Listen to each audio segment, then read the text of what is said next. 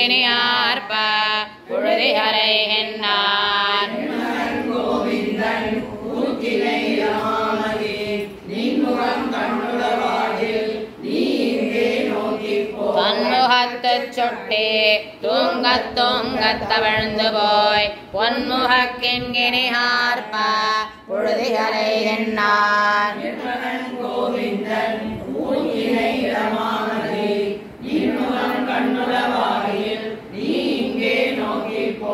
என் திருக்கொட்ட எனக்கோர் இன்னமுது எம்பிரான் தன் திரு கைகளால் காட்டி காட்டி அழைக்கின்றான்